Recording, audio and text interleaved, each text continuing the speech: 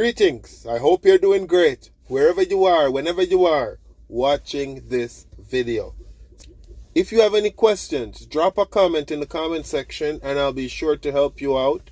But I want to talk about winter driving. If you're especially a new driver and this will be your first winter driving alone, here are a few tips that will help you. One of the first ones is you want to start early and end early. In a lot of states, they have what is called daylight saving time. So you will know, like, by the time it hits 5 o'clock, it's already getting dark. A lot of these truck stops that's not very big is already filled with parking, because a lot of the more experienced drivers, they know this. So they start their shift at about 3 a.m., 4, and by 4 or 5, they're shutting down. So you pull up at that truck stop at 7, 8. Sometimes it's hard to find a parking spot, or there's that one spot that everyone is trying to avoid. And believe it, they're avoiding that spot for a reason. So try to start early and early. When fueling, make sure once it's below freezing, use a diesel anti-gel. I always talk about that. Once you're fueling, a lot of people say wait until it's single digits. But once it gets like below 32, 30, 25, 20, I don't wait until it's below 0 to put anti-gel. And I also want you to make sure that you use the -20 windshield wiper fluid in your truck. So when it gets below 0, you're going to be using that windshield wiper fluid a lot. Trucks will be driving past you. Snow will be splashing up on your windshield. Sometimes just the coldness and the dryness makes your windshield very dirty. And, you don't have time to stop at a truck stop and clean your windshield all the time. So windshield wiper fluid, -20, the good one. Make sure you have engine oil and other lubricants in your truck with you, traveling at all time. Because you might shut down at a rest area and you wake up and you need to add some coolant, you need to add some engine oil, whatever it is. You know what I mean? Another thing I want to talk about is the trip planning aspect of it. Now, in the winter time, you want to avoid snow in your first year as much as you can. Will you have to drive through it? Possibly, yes, I would say so. At some point, especially if you're OTR, unless you're just driving down south or something. But yes, you might have to drive through it. When you do your trip planning, you can know, okay, what time am I going to start my day to get past Chicago before it starts snowing? Let's say you check the weather along your route that you're going, and you can see what time it's going to start snowing in that area. Sometimes the snow might come before, but it's better to be safe than sorry, and that way you can escape it. One time I was up in South Dakota heading to Washington, and did my pre-trip and my trip planning, and it was very helpful because I think I was going past a little bit of Wyoming, and I got past that area right before a heavy snow hit. And that will help you, You don't want to be too anxious about it. Just use the tools that are there to help you. You have Google Earth. Look at the shippers and the receivers that you're going to, so you can know what area you will be entering from and stuff like that, especially if some of these locations are new to you. You know what I mean? Plan your stops along the way. Some of these GPS, you can put in each stop along the way so that you're not just winging it and you pull into a truck stop that is, not really what you want. You want to pull into a Love's or a Pilot or a TA, or, you don't want to be pulling in a mom and pop if you don't have to. It's, the more you get into your driving career, the better you will get at this.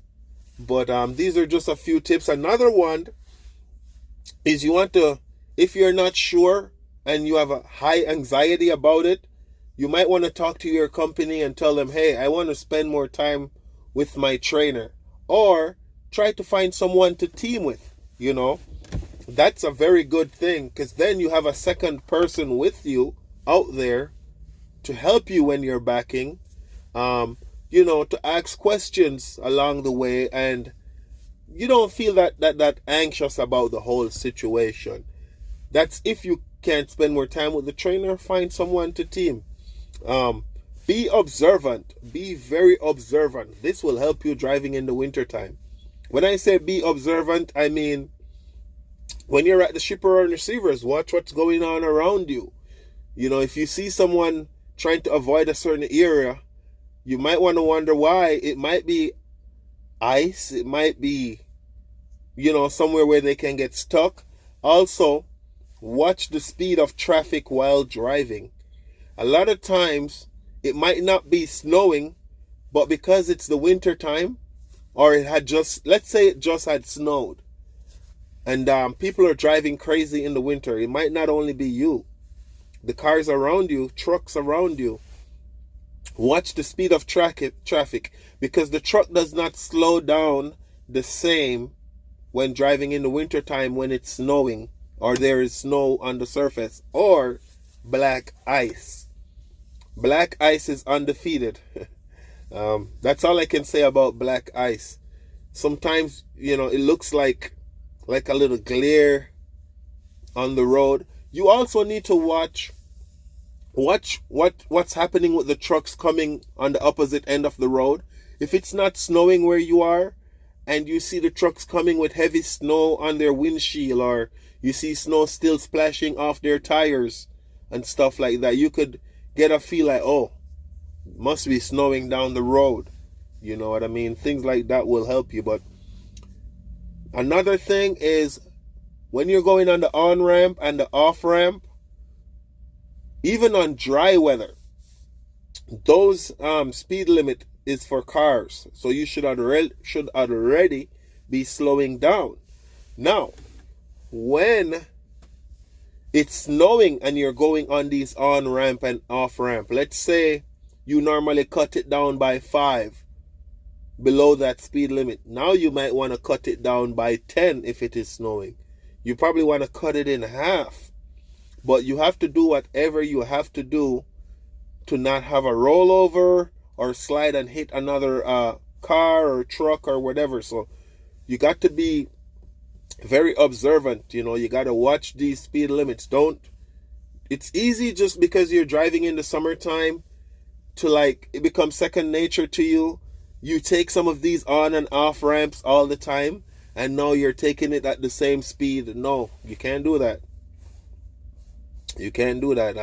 Right sight, you know, right speed, and that will help you with your safety. Those are a few tips. I would also say, you know, in the winter time, get the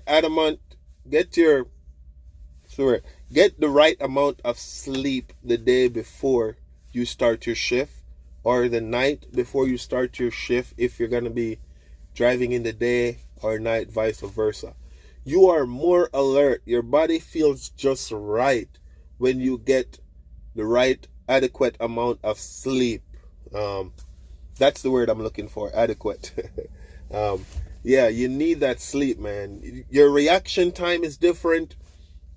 And you want to, you know, these loads, majority of these loads, right, standard industry time, if you're going 55 miles per hour, you should be able to get there. If the dispatcher is giving you a load that is too tight, that might require you to speed, or it might require you to be in a rush. You know what I mean? You don't stop, get out, stretch your legs, stuff like that. You might want to talk to them and be like, I don't feel comfortable with this load. You have to communicate that to them. You know, it's your CDL. You know what I mean? Not only the license, get that out of it. You are responsible for your life. Your family wants you home. You are also responsible for the life of others around you as a professional driver. You know what I mean? We all have our moments. No one is perfect, but you just want to set yourself up for success as much as you possibly can. Thank you for watching me. Those are some tips. If you have any questions, be sure to drop them in the comment section. I am very active in the comment section. Also, subscribe, like, tell a friend about the channel. As I always say, hope you're doing great wherever you are, whenever you are watching this video. Stay safe.